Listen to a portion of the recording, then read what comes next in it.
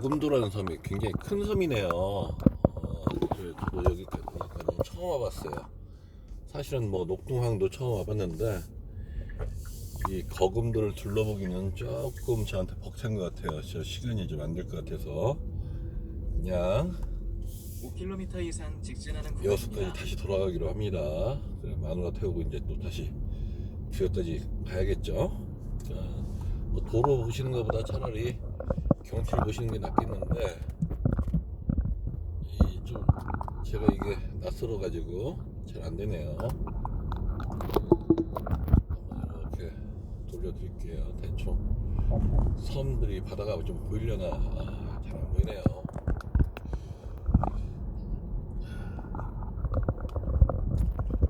무슨 얘기를 해볼까요?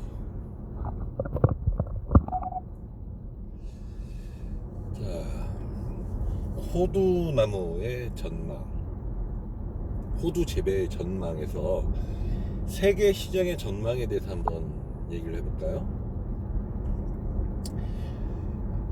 지금 호두는 굉장히 귀한 음식입니다. 가격이 결코 싼 게 아니에요. 그리고 이번에 바뀐 게 뭐냐면은 인도가 중국을 제치고서 세계 최대의 인구를 갖다가 보유한 국가가 됐죠. 그런데 인도는요, 사실은 호두의 생산량이 극히 드뭅니다. 굉장히 적어요. 그렇다고 아예 생산되지 않는 건 아니에요. 무슨 얘기냐? 위도가 낮아가지고 매우 덥기 때문에 호두가 생산이 잘 안 되지만 저쪽 히말라야 산맥 쪽 그쪽 고산지대에서는 일부가 극히 생산이 됩니다. 그런데 그 면적이 그리 높지 많지 않기 때문에 이제 생산량이 그렇게 드문 거죠. 물론 그에 비해서 다른 견과류들은 생산이 할 수 있습니다. 좀 더 열대 견과류는 생산이 가능합니다만 어쨌든 호두만큼은 생산이 잘 안 돼요. 시속 60km 과속 신호 위반 단속 구간입니다. 자, 그러면은 중국을 봅시다. 중국은요, 사실은 미국보다도 월등히 많은 양의 호두를 생산하고 있습니다. 세계 1위의 호두 생산 국가에 있죠. 근데 중국은요, 또한 세계 최대의 호두 소비 국가예요. 그래서 호두의 최대 수입 국가입니다. 즉 미국에서 호두가 거꾸로 중국으로 수입되지 중국의 호두가 미국으로 나가는 게 그렇게 많지가 않아요. 아주 일부분이죠. 자, 그러면은 베트남이나 아니면 필리핀에서 호두가 자랄까요? 아니면 인도네시아는요? 캄보디아는요? 아주 극소수의 양이 베트남 쪽에서는 생산이 됩니다.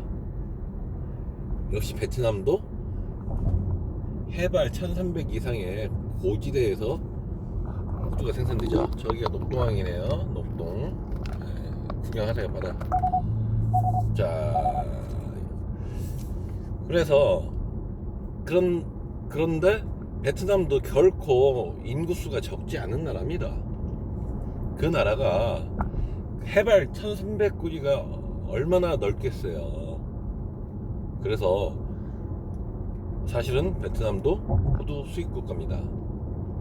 그러면은 우리나라를 포함한 우리 주변에, 아니 아시아 전체, 거기서도 제외할 거는 중앙아시아, 즉 우즈베키스탄, 키르기즈스탄, 스탄자 붙은 곳 있죠. 실크로드의 저쪽에 있는 그 나라들은 호두를 수출합니다.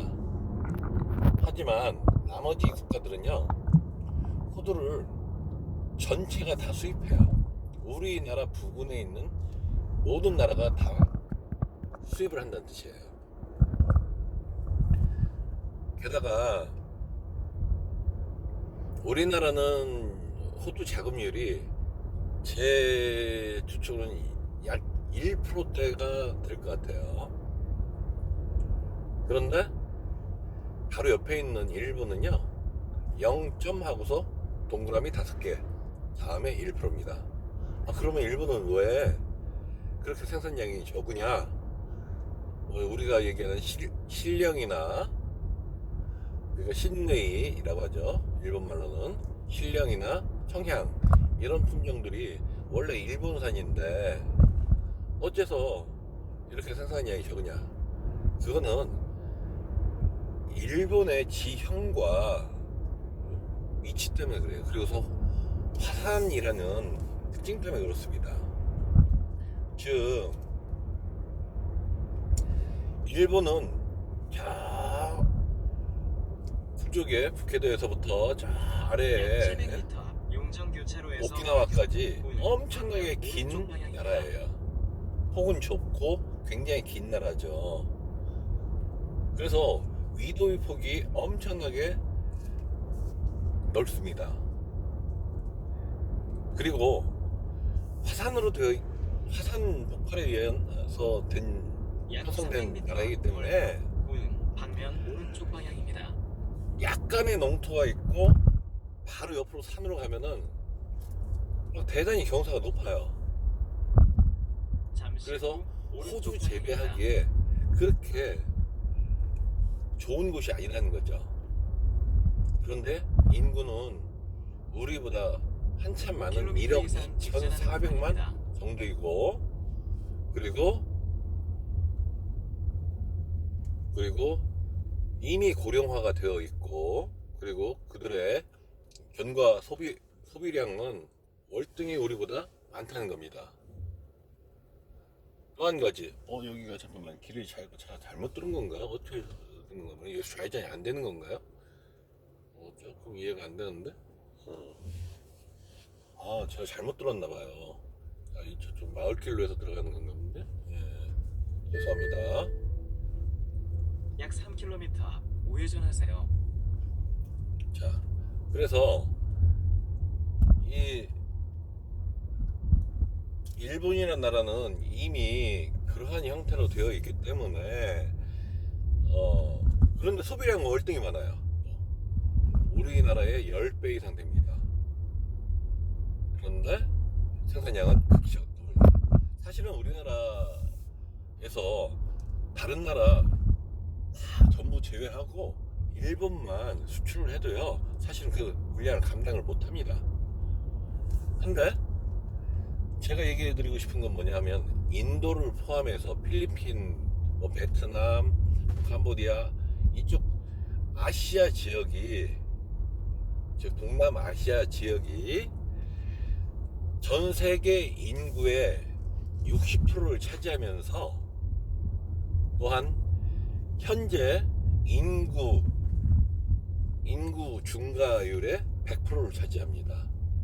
근데 그 나라들이 사실은 전체가 다 호두가 거의 생산되지 않거나 전혀 생산되지 않는 나라들이라는 거죠. 그게 우리나라 주변에 있습니다. 그러면은 우리가 그 호두를 우리가 생산하는 호두를 단순히 우리만 소비하는 게 아니라 물론 국내 자급률도 좀 높여야겠죠. 그런데 우리 주변에는 어마어마한 호두 수출 시장이 있다는 뜻이에요. 자, 그리고 한 가지 더. 여러분, 미국에서는 정말 호두가 가격이 쌀까요? 우리 마트에 가보면은 미국산 호두가 굉장히 싸죠. 그거 여러분한테 이렇게 설명을 드릴게요. 여러분들이 마트에서 사서 드신 그 호두는요 묵은 호두예요. 묵은 호두라니 이게 무슨 얘기냐? 즉 작년에 생산된 게 아니라 재작년에 생산된 호두란 뜻입니다. 쉽게 말해서 우리가 얘기하는 햅쌀과 묵은 쌀의 차이예요. 여러분들 뭐 이제 이렇게 정미소라고 말씀을 드릴게요. RPC라고 하면 잘 이해를 못 하시니까, 정미소에서 저장을 해놨던 1년 동안 저장을 해놨던 정부음이, 그거는 이제 막걸리 공장이나 다른 가공용으로 많이 쓰지 않습니까? 그 쌀이 비쌀까요? 아니면 새로 나온 햅쌀이 비쌀까요? 네, 당연히 햅쌀이 비싸겠죠. 똑같아요. 미국에서도 재작년에 생산된 호두를 저장해 놓았다가 지속적으로 세계를 상대로 이제 수출을 합니다. 매월 수출을 하다가, 거기도 어느 시점이 되면 이제 창고를 비워야 하잖아요. 창고를 비워내고 거기를 다시 청소하고 소독하고 다시 햅토두를 저장을 해야 할 거 아닙니까? 그러한 상황이기 때문에 마지막 어느 시점에서, 대부분 그 시점이 한 5월, 6월 돼요. 뭐 6월 정도 되겠습니다. 5월 말 6월 정도 되는데, 그 시점이면은 여기에 몇 톤의 호두가 있다라고 해서 전 세계에 이제 인터넷상으로 경매를 합니다. 그러면 거기에다가 가격을 막 쓰는 거예요. 전 세계에서 다른 호두를 수입하는 나라들에서. 그렇게 되면 어떻게 되겠어요? 거기에 낙찰된 그 호두가 이제 뭐 통관 검사 받고, 통관 처리하고, 운송하고, 도착 검사하고, 그리고서 또 다시 1년 동안 유통이 되는 거죠. 즉 여러분들이 드셨던 호두는, 햇호두는, 수입된 햇호두는 거의 못 드셔보셨어요. 극히 못 들으셨습니다. 그리고 지금 여러분이 드시는 미국산 호두라는 것은, 걔네들은 정부미처럼 묵은 호두예요. 그것도 가공을, 어떤 것들은 가공을 한 지가, 즉 도정을 한 지, 쌀로 비교하면은 껍질을 벗기는 도정을 한 지 1년이 지금 훨씬 지난 애들이죠. 그래서 호두 맛도 제대로 안 나고 식감도 안 좋고, 어떤 경우에는 이상한 맛도 나죠. 잠시 후 우회전하세요. 미국에서는 그러면 햇호두가 정말 쌀까요? 아닙니다. 미국도 우리나라 국산 호두 이상하게 가격이 갑니다. 잠시 후 그런데 우리나라에서는 왜 싸? 지금 설명드렸잖아요. 걔네는 묵은 호두, 묵은 쌀이라고. 그래서 여러분들이 그러한 시장에 돌아가는 원리를 명확하게 구분해서 판단해가지고 시장을 좀 보셔야 해요. 가격이 얼마다, 이렇게 단순하게 이게 묵은 쌀인지 햅쌀인지도 모르면서 가격만 운운하면 안 된다는 뜻이죠. 즉 우리나라에서 생산된 햇호두, 그것도 품질이 좋은 호두는 굉장히 단가가 좋아질 겁니다. 그리고 호두는 앞으로 인구가 더 늘고, 그 대부분의 인구가 늘어나는 이 동남 아시아 지역의 사람들이 점점, 인도나 베트남에 이런 데가 생산 공장이 됐잖아요. 점점 생산 기기화되고 있었잖아요. 그러면은 그 사람들도 이제 주머니에 돈이 생기기 때문에 조금 더 고급 먹거리를 찾게 되죠. 거기에서 최상 고급의 상위에 속하는 것들이 견과류예요. 그래서 호두 시장의 전망은 대단히 밝고, 우리가 단순히 국내 시장만 보는 것이 아니라 국외 시장, 수출길도 열어야 한다는 거예요. 그리고 우리나라는 중국에 비해서, 중국의 인구가 아무리 많아도 국토가 넓기 때문에요. 그 인구 비율이, 우리나라가 국토 대비 인구 비율이 중국보다 20배가 많은 데입니다. 즉 우리나라는요, 자급해서 자급자족을 못한다는 뜻이죠. 수출을 해야만 먹고 살 수 있다는 얘기예요. 그러나 단 한 가지 또 좋은 거라는 것은, 우리나라는 식물성 유지에 절대 수입 국가입니다.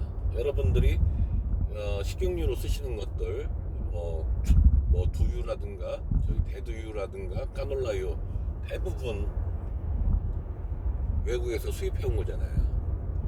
즉 약 600m. 우리나라는 이 호두와 같이 우리나라의 70%가 전국도 70%가 산지예요. 그 중에서 어느 정도만 호두나무를 심는다고 해도 대단히 좋은 미래 먹거리 시장이 된다는 것을 이해하시고 심도록 했으면 좋겠어요.